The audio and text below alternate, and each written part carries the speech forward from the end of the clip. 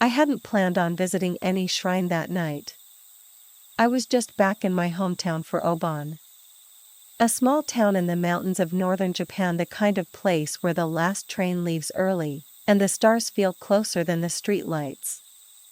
I hadn't been back in almost a year. Tokyo had been exhausting. Long hours, cramped trains, always some unfinished task waiting in my inbox. So when I stepped off the bus and smelled the damp earth, heard the cicadas, saw the old wooden houses leaning against the hills, I thought I might finally sleep well. I was wrong. My mother wasn't expecting me to come home for Obon this year. Work had been busy, and I'd told her half seriously that I might not make it. So when I opened the front door that afternoon and called out, "I'm home," she froze in the hallway with a dish towel still in her hands. "Why didn't you tell me earlier?" she said, but her voice trembled the way it used to when I came home from school with a fever. She hugged me a little too tightly for a grown son, then went straight to the kitchen. "I'll make something you like," she said. "You always ate too much of my meat and potatoes." Let me see if I still remember how. The house smelled exactly the same. Wood polish. Old tatami. A faint hint of incense from the family altar. A smell that had vanished from my life in Tokyo. When my father came home from his job, he laughed the moment he saw me. Well, even Tokyo people come crawling back when Obon starts, eh? He said it jokingly, but he kept staring at me as if checking whether the last year had changed me too much. We ate dinner together, the three of us, for the first time in years. Mother's nikujaga tasted exactly as I remembered: sweet, salty, soft, warming in a way that made my chest feel too tight. My father poured me a drink. Then another. And another. We talked about nothing and everything, how the old elementary school had finally shut down, which neighbors had moved away, who had gotten married, who had died. A humid wind drifted through the open windows. Far off, children were still playing with fireworks. Somewhere closer, a Bon dance song played faintly on the radio. It was a perfectly ordinary Obon night, so ordinary that it didn't feel real.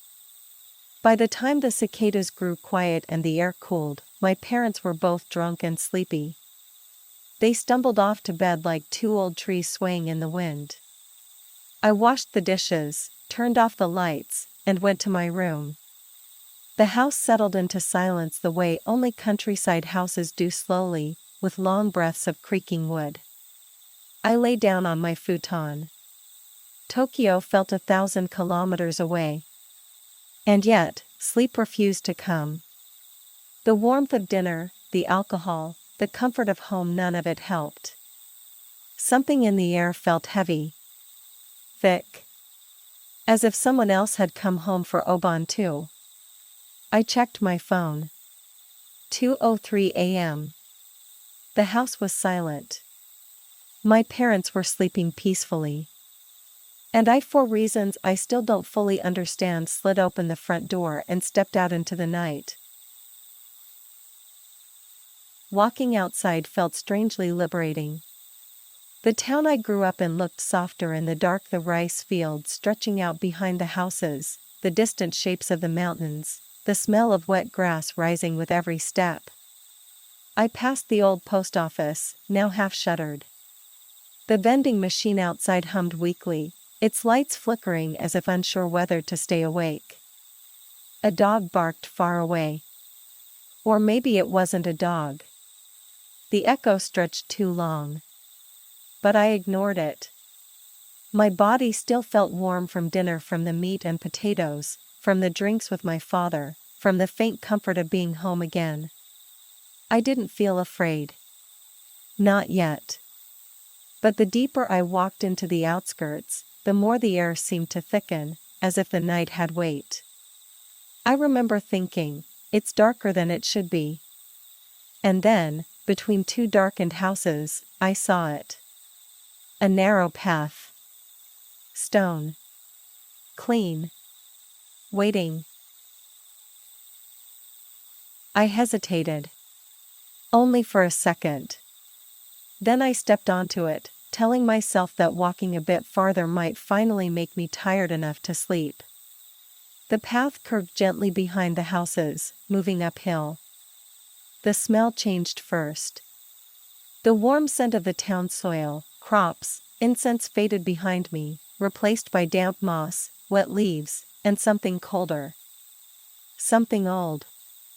My footsteps sounded too loud on the stones. Every time I paused, the silence rushed in behind me, like water filling a gap. I'd walked this area 100 times as a child. But this exact path felt unfamiliar. As if someone had placed it here overnight. As if it hadn't been meant for people. And then I heard it. A bell. A single, delicate ring. Not close. Not far. Just enough to raise every hair on my arms. I froze. Another ring. Exactly the same tone. This time, it didn't echo. It landed in the air like a drop of water hitting stillness. My throat tightened. I considered going home. I even turned halfway back toward the houses. But when I did, the slope behind me looked steeper than before. Darker, too. Almost like the path downward was folding into itself. Like it didn't want me to leave. The bell rang a third time. Soft. Clear. Close. And my feet moved forward. I didn't decide to walk. I just found myself doing it. The trees parted suddenly. And standing in the clearing silent, waiting was a shrine. A torii gate leaned toward me, its paint long stripped away by time. Stone lanterns stood on either side, moss swallowing their bases. No candles burned inside them, yet they seemed faintly warm. The shrine itself was small, barely larger than a shed, its wooden beams darkened almost black. No offerings. No ropes. No guardians. But the air in front of it felt crowded. As if I had stepped into a room where someone else was already standing, watching me quietly. The bell rang again. This time from inside the shrine. The doors were slightly open. Not enough for a person, just enough for darkness. A thin line of it ran vertically between the wooden panels, like ink bleeding from an invisible brush. I climbed the steps. Each one felt warmer than the last, as if something beneath the wood was breathing. When I reached the top, I could hear the sound of my own heartbeat more clearly than the wind in the trees. I placed my hand on the door. Warm. Too warm. Like skin. The bell rang again right behind it. A sound so close, I could feel the vibration in my fingertips. The door slid open without a sound. Inside there was no altar. No lamp. No structure. Just darkness deeper than shadow, so deep it felt soft. A darkness that wanted shape. My chest tightened. I stepped back and heard footsteps behind me. An old man stood at the torii, wearing white robes that didn't reflect the moonlight. His face was calm. Too calm. Like someone had taught him the shape of calmness but not the feeling. "You're awake late," he said. His voice was gentle, but it didn't seem to belong to the air around him. As if the sound had been added afterward, overlaid on silence. "I couldn't sleep," I said. "I'm back home for Obon." He nodded once. "You came to the wrong place." A gust of wind passed between us without touching him. "This shrine doesn't accept visitors," he said softly. Behind me, the darkness shifted not visually, but in weight. The man's expression stayed calm while his eyes seemed to sink a fraction deeper into shadow. "You opened the door," he whispered. My mouth went dry. "It was already leave," he said. "Before something else does." The bell rang from nowhere. Not inside the shrine. Not in the forest. But somewhere between the two. The air bent. Like something unseen had stepped closer. I walked down the steps because I realized I didn't know what would happen if I turned my back too quickly. The man in white didn't move. But the shadows behind him did. They stretched longer than the angle of the moon allowed. When I reached the torii, I felt a pressure at my back, a gentle hand, guiding me forward. Or pushing. The man whispered, "Obon nights are not for the living to wander." I didn't ask what he meant. I just left. The moment I stepped beyond the last row of houses, the world seemed to inhale again. The night insects, the crickets and katydids that should have been singing all along returned in a soft, steady chorus.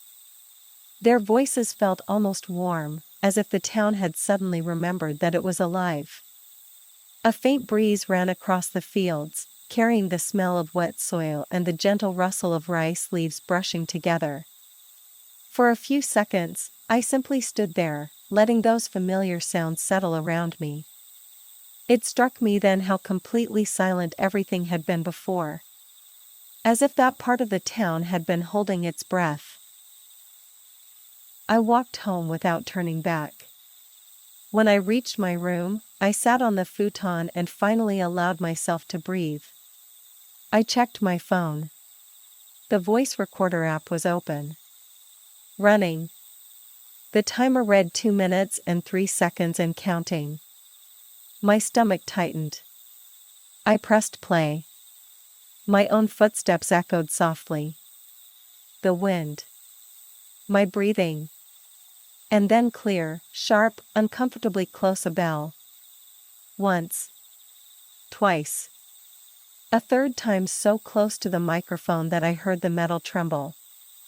Something had leaned in. Something that should have stayed in the dark behind that door. The file saved automatically. Its name was the town's. Except the kanji were wrong. 3 characters, Oni no Fuchi. The demon's depth.